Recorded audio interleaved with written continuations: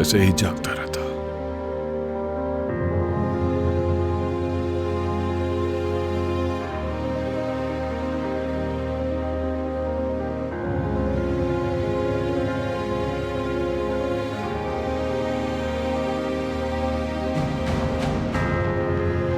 दूसरे बच्चों की माएं दिन में आ जाया करती थी,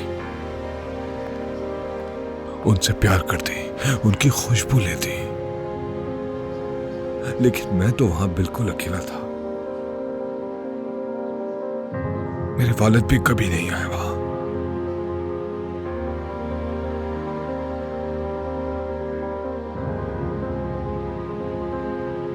हाँ, अगर कभी भूले से वो आ भी गए तो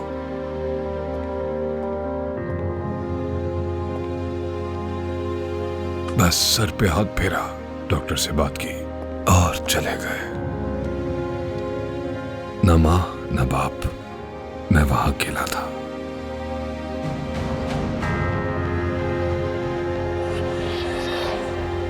मुझे जो याद है वो बस तन्हाई है। मुझे वाकई लगता था कि मैं कभी वहां से बाहर नहीं निकल सकूंगा। बहुत बेबस और लाचार महसूस करता था मैं खुद को वहां पर। उसकी माँ का अचानक गायब हो जाना बहुत अहम है। वो कहता है कि वो अस्पताल में थी, मगर ये अरसा बहुत तवील लगता है। आज जो तकलीफ वो महसूस कर रहा है, उसकी जड़ें उन्हीं दिनों में है। अब मैं बेहतर समझ सकती हूँ कि किसी औरत की तरफ से छोड़ दिया जाना उसे क्यों इतना तकलीफ देता है और वो तन्हा होने से इतना क्यों डरता है। काश वो खुद भी ये बात समझ पाता। जहां तक मुझे याद है, डॉक्टर हमारे मुंह में कोई लोहे की चीज डाला करते थे। नर्सें हमारे इंजेक्शन लगाया करती थी। हम एक जनरल वार्ड जैसी जगह पर रहते थे। हर बच्चा बीमार, चीखो पुकार, एक अजीब सी जगह थी वो। और फिर मैं रात को बिस्तर गीला कर देता था। मुझे याद है नर्सें इस पर बहुत गुस्सा किया करती थी। क्या हो गया है तुम्हें? कब से समझा रही हूँ, क्या बात समझ में नहीं आती? मैं हर वक्त डरता रहता था, शायद इसीलिए मैं बिस्तर गीला कर देता था।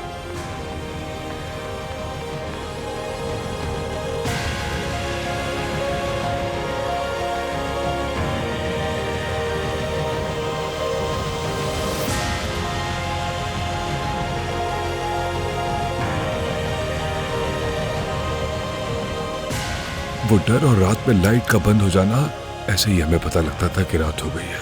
लेकिन हर बच्चा जागता रहता था, एक दूसरे को तकता रहता था, जैसे सवाल कर रहा हो कि हम यहाँ से बाहर कब जाएंगे। बस मुझे वो आंखें याद है, वो बहुत पुरस्कार थी। फिर हम सो जाया करते थे। एक रात मुझे आज भी याद है, अचानक लाइट्स को ऑन कर दिया गया। एक लड़का था, हसन, बहुत नाजुक सा। उसकी हालत बहुत खराब थी। डॉक्टर और नर्सें उसके आसपास थे। उसके इर्द गिर्द पर्दे लगा दिए गए। मैं समझ गया था कि जरूर कुछ बहुत बुरा हो चुका है। और फिर वो उसे पर्दों के पीछे से बाहर ले गए। वो स्ट्रेचर की आवाजें आज भी मेरे कानों में गूंजती हैं। किसी के ऊपर सफेद चादर पड़ी होना मैंने जिंदगी में पहली बार देखा था। ये सब मेरे दिमाग में ऐसे बैठा है जैसे आज की बात हो।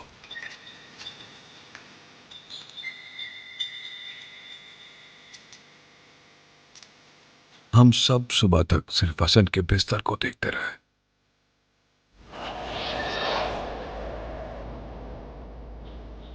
वो वही जगह थी जहां मैंने पहली बार मौत को देखा। बहुत अफसोसनाक। ये ठीक कह रहा था कि इसे इस बारे में बात करने से डर लगता है।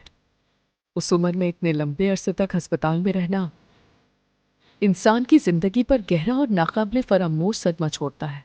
और इसकी माँ भी इसके साथ नहीं थी, शायद इसीलिए ये बीमार हुआ। इस उम्र में माँ की गैर मौजूदगी बच्चे की जिस्मानी सेहत पर भी शदीद असर डालती है।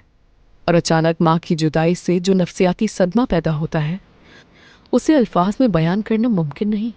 वहां मेरे कुछ और दोस्त भी थे जिनको पहले मैंने मौत से लड़ते हुए, फिर मौत के आगे हारते हुए देखा। फिर मुझे समझ आ गया कि हमें आखिर यहां क्यों लाया गया है। हम वो बच्चे थे जिनके जीने की उम्मीद बिल्कुल खत्म हो चुकी थी, और बाहर बच्चे हमें देखकर जीने का हौसला ना हारे, इसलिए हम यहाँ थे। जब मुझे ये बात समझ आई तो मेरे अंदर कुछ अंधेरा सा छा गया। बस फिर मैं खामोश रहने लगा। मैंने रोना भी छोड़ दिया। मैं बस खामोशी से लेटा छत को तकता रहता था। नर्सें आती थी, मुझे उठाने की कोशिश करती थी, लेकिन मैं नहीं उठता था। बस चादर से अपना मुंह छुपा लेता था। माँ आती, अपने बच्चों को खिलाती और मुझे तर्स भरी निगाहों से देखती। सब मेरा अकेलापन देखकर परेशान थे।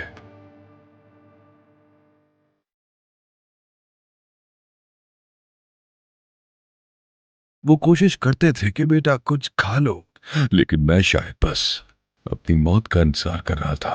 डॉक्टर अपनी कोशिशों में लगे थे, लेकिन मैं बहुत कमजोर हो चुका था। किनान मेरी जान, ऐसे मत करो ना, तुम्हें बाहर लेके जाती हूँ ताकि ताज़ा हवा खा लो।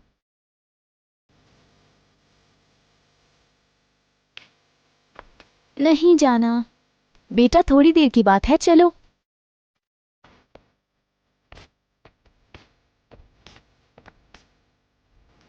फिर सब कुछ बहुत खराब होता चला जा रहा था। मैं जैसे मरने ही वाला था और अचानक मुझे एक आवाज आई।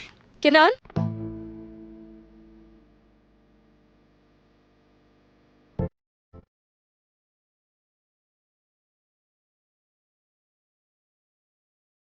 अम्मी। किनान।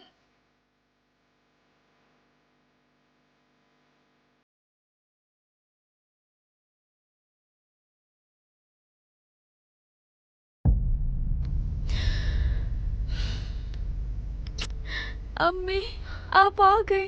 मुझे पता था आप आ गई मेरी जान, आ गई हूँ मैं। अब तुम्हें छोड़कर कभी नहीं जाऊंगी। मुझे आपकी बहुत याद आ रही थी।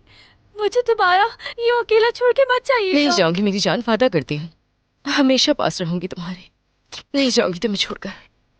अम्मी आ गई हैं अब तुम्हारे पास। डॉक्टर, मैं किनान की माँ हूँ, मैं इसे यहाँ से ले जाना चाहती हूँ, तो बताइए कब ले जा सकती हूँ मैं इसे? इसकी हालत बिल्कुल अच्छी नहीं। आपका बेटा बहुत बीमार है मोहतरमा, शदीद नमूनिया है इसे।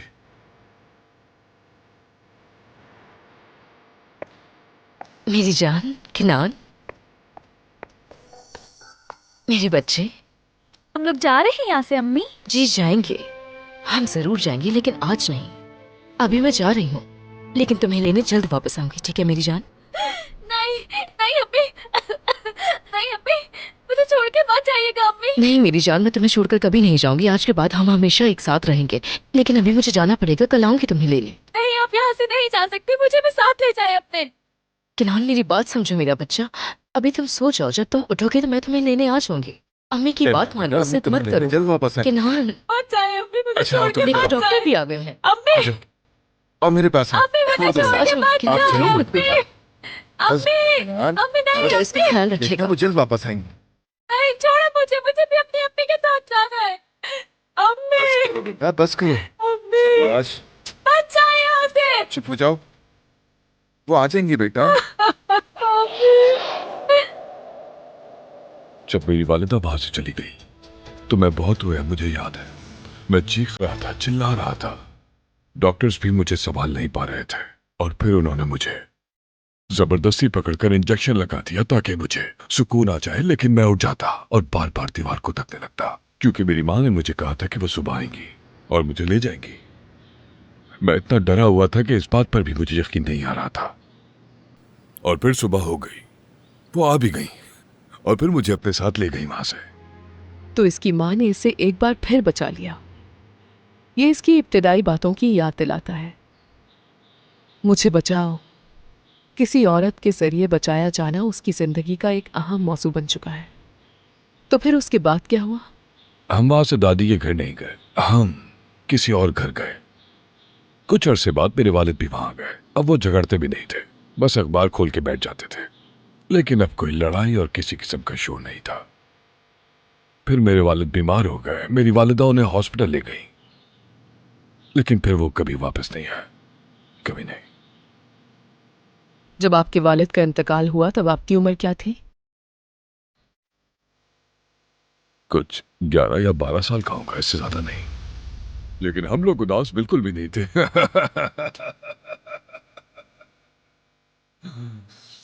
बाप इसके लिए एक अजनबी था, बल्कि एक दुश्मन जैसा।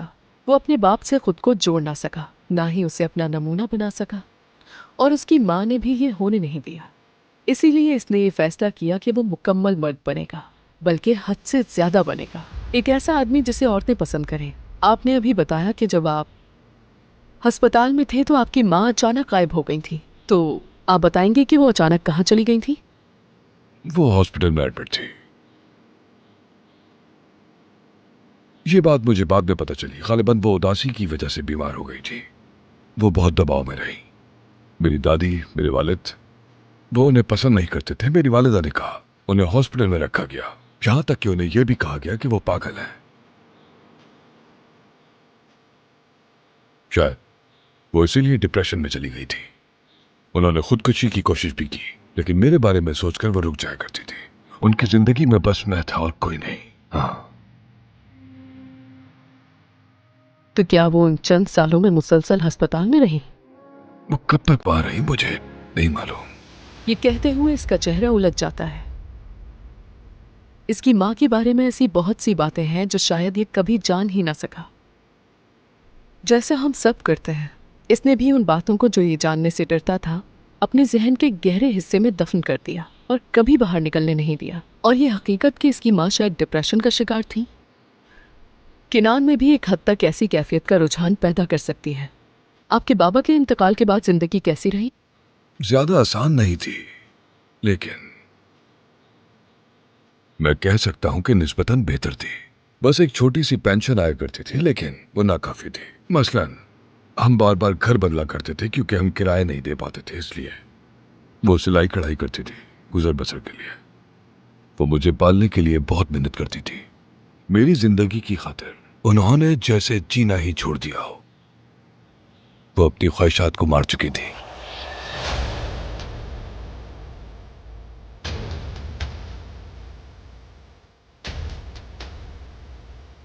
उन्होंने मुझे हमेशा बहुत अच्छा पहनाया। मैं बहुत अच्छे कपड़े पहनता था।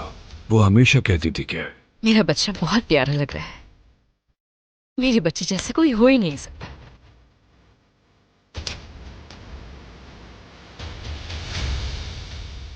कभी कभार घर में खाने को कुछ नहीं होता था, लेकिन अगर आप मुझे देखती तो आपको लगता मैं किसी महल में रहने वाला बच्चा हूं, बादशाह की तरह पाला। वो खुद कैसे लिबास पहनती थी? उन्हें ज्यादा तैयारी पसंद नहीं थी, कोई खास तवज्जो नहीं थी। मतलब ये कि वो ठीक पहनती थी।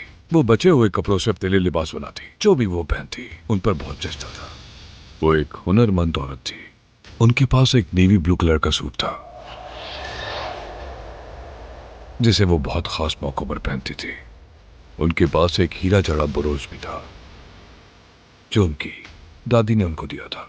उनके पास कीमती चीजों में बस एक वही चीज थी जिसे वो अपने कोट पे लगाती थी, बस इतना ही।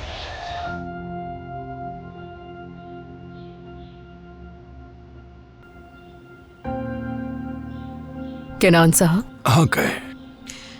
आप अपनी माँ के बारे में बात कर रहे थे। जी हाँ, बिल्कुल। वो बहुत मोहब्बत करने वाली औरत थी और मेहनती भी। मुझे पालने के लिए उन्होंने अपनी पूरी ताकत लगा दी।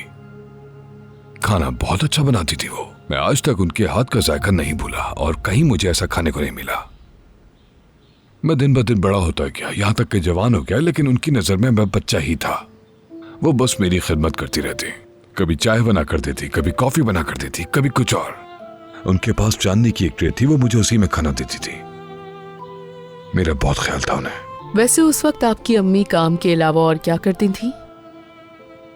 कुछ भी नहीं, वो बस काम करती थी। गुजारा करना आसान नहीं था। उनकी कोई जाती जिंदगी नहीं थी। मुझसे बातें करना, मुझे सुनाते रहना, उनकी जिंदगी मेरे गिर्द थी बस। वो क्या बताती थी? यही बस कि मेरी दादी ने उनके साथ क्या किया, मेरे वालिद ने उनके साथ क्या किया, क्या तकलीफें सही उन्होंने, बस यही सब जिक्र करना। मुझे उन पर अफसोस होता, उन पर तरस आता। मैं सुनना चाहता था, मगर कभी कभार मैं घर से बहाने बनाकर निकल जाया करता। डॉक्टर साहिबा, मैं घर जाना भी चाहता था और नहीं भी जाना चाहता था। लगता है ज्यादा कुछ बदला नहीं। आप क्या सोचते हैं? हाँ, शायद मुमकिन है।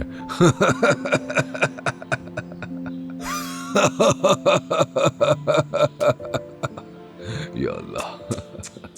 वैसे आपकी जवानी कैसी गुजरी केनान साहब? ओह, यूनिवर्सिटी का दौर सबसे मुख्तलिफ था। उस वक्त मेरी जिंदगी में नया बाब खुला। लड़कियां मेरी जिंदगी में आई, एक जाती और दूसरी आ जाती। मैंने महसूस किया कि हर लड़की मुझे पसंद करती है, बिल्कुल वैसे ही जैसे मेरी माँ मुझे पसंद किया करती थी। मगर किसी भी लड़की में मेरी दिलचस्पी ज्यादा देर कायम नहीं रहती थी, जल्द ही खत्म हो जाती थी। ऐसा होना इंसान को अच्छा महसूस कराता है। ये तेज रफ्तार औरतों से भरी जिंदगी हमेशा इसे लुभाती रही। आखिरकार ये हर औरत के ख्वाबों का मर्द बन गया। एक तरफ बाप ने नजरअंदाज किया, दूसरी तरफ माँ ने इसे बेहद अहमियत दी।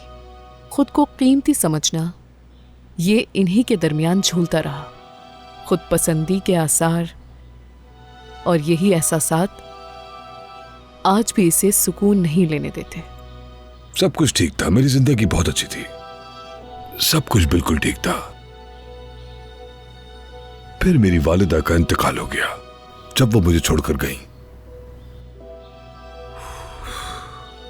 तो मेरे लिए जैसे जिंदगी बदल गई। वो बहुत बीमार रही और मैंने हर डॉक्टर को दिखाया। मैंने बहुत कोशिश की पर उन्हें बचा ना सका। मैंने बहुत तकलीफ झेली। उस दौरान मैं डिप्रेशन में रहा।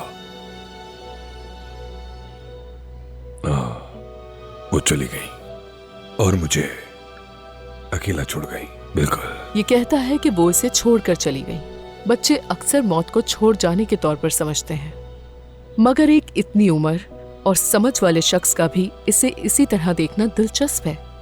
इसीलिए फादी के जाने को भी इसने वैसे ही महसूस किया। वो चली गई और मैं अकेला रह गया और मेरी जिंदगी की सारी खुशी जोश सब साथ ले गई। बस यही। हाँ। क्या उस वक्त आपके साथ कोई नहीं था? हाँ, लोग थे लेकिन कोई मुझे समझ नहीं सका, और समझते भी कैसे। मेरे दोस्त थे, उन्होंने तसल्ली भी थी मुझे। कहते थे कि तुम्हारी माँ की मुश्किल आसान हो गई। शायद मुझे लगता है वो ठीक कहते थे, लेकिन मेरी तकलीफ को वो समझ ना सके। देखें, फादी के मामले में भी बिल्कुल ऐसा ही है। लोग मुझे समझ नहीं पा रहे। देखें, फादी भी मुझे इसी तरह छोड़ गई। उसने भी मुंह मोड़ लिया, तन्हा छोड़ दिया।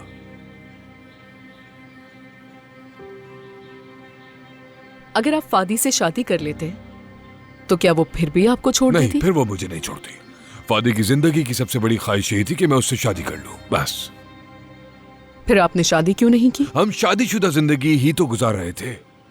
मैं अपने घर नहीं जाता था और ना ही मैं खानदान के पास जाता था। हाँ, लेकिन मैं खानदान को दूसरी बार तलाक नहीं दे सका। वो इसकी हकदार बिल्कुल नहीं थी और ना ही उसका कोई कसूर था। तो यानी ये आपके इंसाफ का एहसास था, कोई और वजह नहीं? शायद ऐसा ही था, ऐसा कह सकते हैं। वैसे सच कहूं तो मुझे लगता है कि आप खानदान साहिबा को भी छोड़ना नहीं चाहते थे। खानदान औरों से मुख्तलिफ है डॉक्टर। मेरे दिल में उसके लिए एक खास जगह है। उसके होने से मुझे एतमाद मिलता है, और अगर वो चली गई तो मुझे बहुत दुख होगा। क्या आपने उसे ये बताया? नहीं, कभी नहीं, नामुमकिन। लेकिन अगर मुझे अंदाजा होता कि ये होगा तो मैं खानदान को तलाक देकर फादी से शादी कर लेता। क्या आपको इस बात का यकीन है? अगर मेरा बस चलता तो मैं ऐसे ही चलने देता। तो आप दोनों को रखना चाहते जी हैं? हाँ, क्यों नहीं। वजह?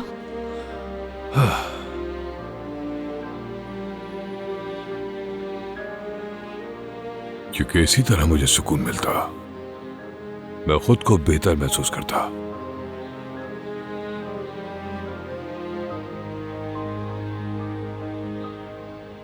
शायद मैं अकेला होने से डरता हूं और ये खौफ मेरा पीछा नहीं छोड़ता। अच्छा, तो मुझे लगता है आप खुद को महफूज रखना चाहते हैं। आजकल कोई और औरत आई आपकी जिंदगी में? हाँ, कोशिश तो मैं करता हूं, लेकिन कुछ चल नहीं पाता।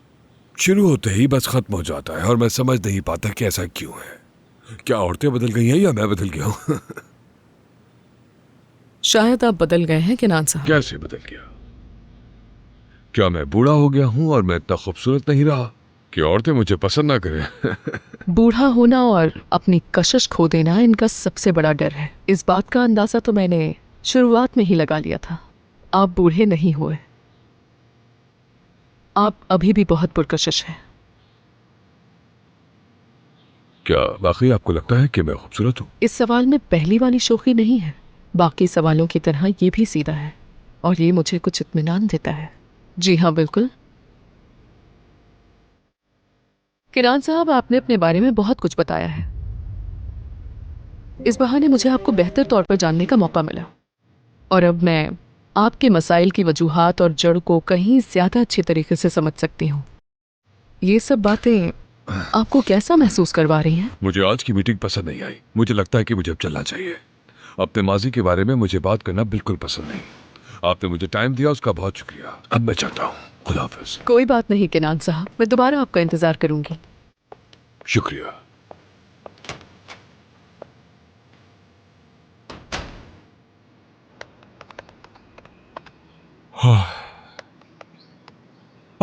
केनान, केनान, क्या हुआ समी, सब ठीक है? मत पूछो नस्लिहान, यकीन नहीं होता। केनान का काफी वक्त से काम पे ध्यान नहीं है। अब जो कुछ हो रहा है वो मेरी समझ से बाहर है। बहार बिल्कुल ठीक कह रही थी। तो अब क्या होगा समी? मुझे नहीं मालूम। आमदनी और खर्चों का तवाजुन बिल्कुल बिगड़ चुका है। बहुत से बैंक से ज्यादा सूद पर कर्जा लिया गया है। जब किस्तें नहीं दी गईं तो कर्ज और बढ़ता गया। ये आदमी बर्बाद हो चुका है। ओह बेचारा। तो इसका मतलब इसका कारोबार खत्म हो रहा है और इसकी शादी भी टूट रही तो है। तुम्हारा मतलब शादी खत्म हो रही है? खानदान ने फैसला कर लिया। ओह समी, तुम कितने सीधे बनते हो ना, जैसे तुम्हें कुछ पता ही ना हो। केनान और खानदान एक साथ कैसे रह सकते हैं? अगर उसे घबराहट का दौरा ना पड़ता और उसकी सेहत खराब ना होती तो वो कब के उसे छोड़कर जा चुकी होती। लेकिन केनान अभी भी ठीक नहीं है। वो पुराने केनान बरान की तरह घूमता फिरता है, लेकिन इससे धोखा मत खाना। अब अगर उसकी बीवी भी उसे छोड़ के चली गई तो वो बिल्कुल टूट के रह जाएगा। तो बताओ हम क्या कर सकते हैं? क्या करें? जैसा करोगे वैसा भरोगे। इतने अरसे खानदान ने केनान की हरकतों को नजरअंदाज किया। ये कम था क्या? हर तरह की बकवास बर्दाश्त की, अब बस बहुत हो गया। तुम मेरे सामने केनान का दिफा मत करो। नहीं, मैं दिफा नहीं कर रहा, मैं बस सूरत हाल बता रहा हूँ। मुझे अच्छी तरह मालूम है तुम क्या कहना चाहते हो। तो चलिए मुझे बताइए कि मैं क्या कहना चाह रहा हूँ नस्लिहान तूना साहिबा। यही कि मैं खानदान से बात करूं और उसे कहूं कि तलाक के बारे में ना सोचे। हाँ ठीक है, लेकिन सभी को थोड़ी सपोर्ट की जरूरत होती है ना? हाँ तो तुम ही उसको सहारा दो। सामी को बोलो बस खुदा के लिए अब उस औरत का पीछा छोड़ दें। मुझे अपनी दोस्त की फिक्र है। केनान केनान केनान, तंग आ चुकी हूँ मैं। ठीक है मेरी जान, मैं कुछ नहीं कह रहा। और कहना भी नहीं कुछ। और खानदान से तो बिल्कुल नहीं। अगर उसे पता चला कि कारोबार तबाह हो रहा है तो वो उससे बगैर कुछ लिए तलाक ले लेगी और इसके कसूरवार सिर्फ तुम होगे। तुम केनान पे गुस्सा होती हो और मुझ पे निकाल देती हो, तो मैं अंदाजा तुम भी प्लीज बात को घुमाओ मत समी। उसे वही मिलना चाहिए है जो उसका हक है। हैरत है मुझे तुम पर। क्या मैंने कहा है कि उसे नहीं मिलना चाहिए? अल्लाह अल्लाह। दरअसल ये हमारी दूसरी तलाक होगी ओया साहिबा। वाकई में? जी बिल्कुल। पहली 12 साल पहले हुई थी। किनान ने मेरी दोस्त के साथ मिलकर मुझे धोखा दिया था। मैं बहुत गुस्से में थी। मैं चाहती थी कि हमारा रिश्ता फौरन ख़त्म हो जाए, इसलिए मैंने किनान से तलाक ले ली थी। आपको देख के लग रहा है वो जज्बाती फैसला था। बिल्कुल, तलाक का फैसला गलत नहीं था। उस वक्त मैं जवान थी, लेकिन इस बार ऐसा नहीं है। मैंने हर चीज़ गहराई से सोची है और बार बार सोची है। असल में इसीलिए बात करने आई हूँ कि क्या किया जा सकता है। आपने बिल्कुल सही किया यहाँ आकर खानदान साहिबा। आप कानूनी तौर पर तलाक लेने का हक रखती हैं, लेकिन उससे पहले मुझे आपसे कुछ सवाल पूछने होंगे और उसके बाद ही इस तलाक की कार्रवाई शुरू की जाएगी। क्या आपने किनान साहब से इस बारे में बात की है? नहीं, अभी नहीं की।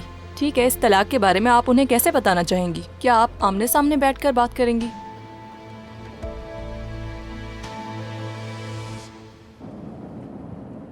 केनान साहब, मैं फातू साहिबा की बहन गुल्लू के घर गया था। क्या फादी वहां पर थी? वो नहीं थी केनान साहब। गुल्लू ने मुझे अंदर ही नहीं आने दिया, लेकिन जब मैं वापस आ रहा था तो मुझे उनकी नंद हुलिया साहिबा मिली। उन्होंने मुझसे कहा कि वो मेरी मदद करना चाहती हैं। क्या उसे मालूम था वो कहाँ है? नहीं, उन्हें भी नहीं मालूम केनान साहब। ठीक है इस्माइल, नतीजा बताओ। कोई नतीजा नहीं है। मैं कोशिश कर सकता हूँ, कोशिश में कोई मसला नहीं है, मसला फॉलो करने में आता है। मेरी राय में इस तरह फातू साहिबा को ढूंढना मुमकिन नहीं होगा। हम क्या करें केनान चलो साहब? फूलों की दुकान चलते हैं। क्या फातू साहिबा के लिए ले रहे हैं फूल? इस्माइल, हमें खानदान के लिए फूल लेने हैं। अब ज्यादा सवाल मत करो। जी ठीक है, समझ गया। देखो फादी कहीं नहीं है, लेकिन खानदान तो है ना। ओह, खानदान साहिबा वाकई बहुत मुख्तलिफ है। हाँ, वाकई सही कहा तुमने। उसने मेरा बहुत साथ दिया। केनान साहब, उन्होंने आपको छोटे बच्चों की तरह ख्याल रखा है ना? वो चम्मच से आपको खिलाती थी जब आप बीमारी की हालत में थे।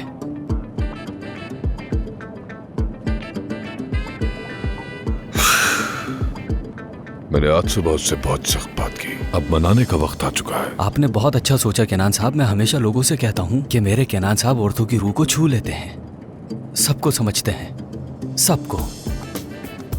माफ कीजिएगा, मैंने ज्यादा कह दिया केनान साहब।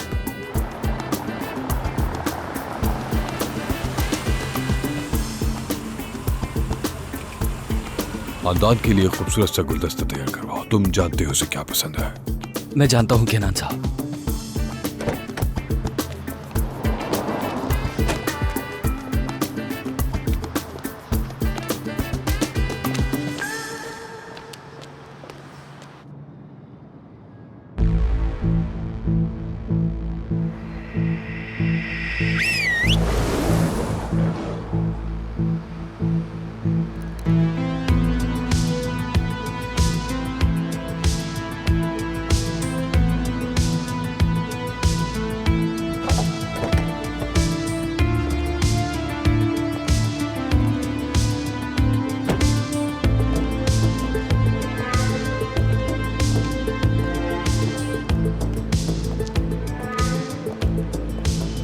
किनान साहब, आप ही है ना? जी हाँ, मैं हूँ। मैं आपको पहचाना नहीं। सैरब हूँ मैं। कुछ अर्सा पहले यही मुलाकात हुई थी, याद है? मैंने सफेद रंग का लिबास पहना हुआ था और आपका बैग भी गिर गया था। कुछ याद आया? हाँ, मुझे याद आया। आपका ड्रेस खराब हो गया था। तो बताएं, आप कैसी हैं? मैं बिल्कुल ठीक हूँ किनान साहब, आप कैसे हैं? मैं ठीक नहीं था, लेकिन आपको देखकर अब ठीक महसूस कर रहा हूँ। मैं थोड़ा उदास था, आपको देखकर खुश हो गया। हमेशा की तरह आप बहुत ही नफीस और खूबसूरत लग रही हैं। मेरा दिल रखने के लिए कह रहे हैं आप ना? शायद यकीन न करें, लेकिन मैं बिल्कुल सच बोल रहा हूँ। वो आपकी तरह नहीं सोचता, बदकिस्मती से। तलाक हो गई है हमारी। मुझे अफसोस हुआ सुनकर, बल्कि मैं कहूँगा कि उन्होंने आपकी कदर नहीं की और अपना नुकसान कर बैठे। क्या आप वाकई में ऐसा सोचते हैं? मैं इसके अलावा और कुछ सोच ही नहीं सकता। मैं एक बात कहना चाहूंगा, हमारा इस तरह इतने साल के बाद मिलना इस बात का इशारा करता है कि हमें एक डिनर साथ करना चाहिए, है ना? वैसे ये हो भी सकता है। वैसे आपने तो कॉफी पिलाने का वादा भी किया था। सही कहा था दफ्तर मिलने आऊंगी, हाँ, लेकिन मुझे मैं नहीं याद आई है। थी। तो अब आप मेरी डिनर की दावत को रद्द नहीं करेंगी। मैं आज रात के लिए रिजर्वेशन कर लेता हूँ। ठीक है, जरूर। बहुत अच्छे। आपने यूनी क्लब देखा है? सुना बहुत है, लेकिन गई नहीं हूँ कभी वहाँ। कोई बात नहीं, बहुत कुछ पहली दफा होता है। तो फिर आज रात 8 बजे वहीं मिलते हैं। इसमें मेरा फोन नंबर भी है। और ये मेरा नंबर है। ठीक है, मैं सेव कर लेता हूँ। और मैं भी सेव कर लेती हूँ। ठीक है, तो आज शाम मिलते हैं। हाँ, क्यों नहीं। खुदा हाफिज। खुदा हाफिज।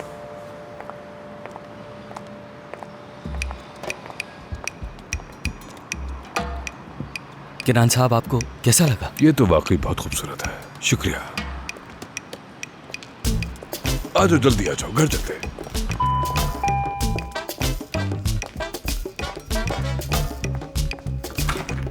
खुश आमदीद केनान साहब। बहुत शुक्रिया। खानदान तो घर पे है ना? नहीं, वो सुबह गई थी, अभी तक वापस नहीं आई। क्या फोन भी नहीं किया? फिलहाल तो नहीं। ये फूल मैं गुलदान में लगा देती हूँ। नहीं, इसको बस यहीं कहीं रख दो। खानदान खुद आके देखेगी क्या करना है। ठीक है केनान साहब। मैं जरा फ्रेश हो जाता हूँ। जी ठीक है।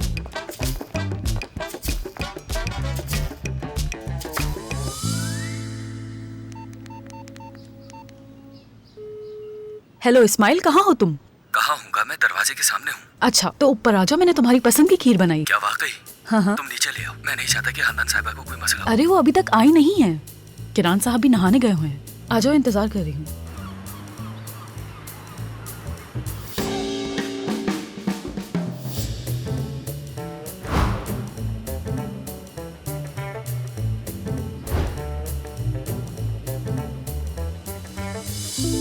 इस्माइल, मैं तुम्हें एक बात बताऊं? खानदान साहिबा का हाल बहुत बुरा है। क्या मतलब? आजकल उनका रवैया कुछ ज्यादा ही अजीब सा हो गया है। आगे बताओ जल्दी। रोज सुबह घर से निकलती हैं, फिर पता नहीं कहाँ रहती हैं और कुछ बताती भी नहीं है। कुछ तो जरूर चल रहा है। तुम्हें भी कुछ नहीं बताती? तुम जानती हो ना कि इसका क्या मतलब है? क्या? वो भी बाहर कुछ कर रही है किसी को बताए बगैर। मैं बता रहा हूँ तुम्हें। बस करो ना। तुम देख लेना। वो खानदान साहिबा ऐसा कैसे कर सकती है? आजकल तो अपने बाप पर भी भरोसा नहीं किया जा सकता। मैं भरोसा करती हूँ, उसका क्या? क्या ना करूं तुम पर? मैंने कहा अपने बाप पर भी नहीं, ये नहीं कहा कि मुझ पर भी भरोसा नहीं करो। मैंने मुहावरे के तौर पर ऐसा कहा था, हांदान साहब ऐसा नहीं करेंगे, फिक्र मत करो। नहीं, उनके दिमाग में जरूर कुछ न कुछ चल रहा है, मैं जानती हूँ। आयशा मैं जा रहा हूं।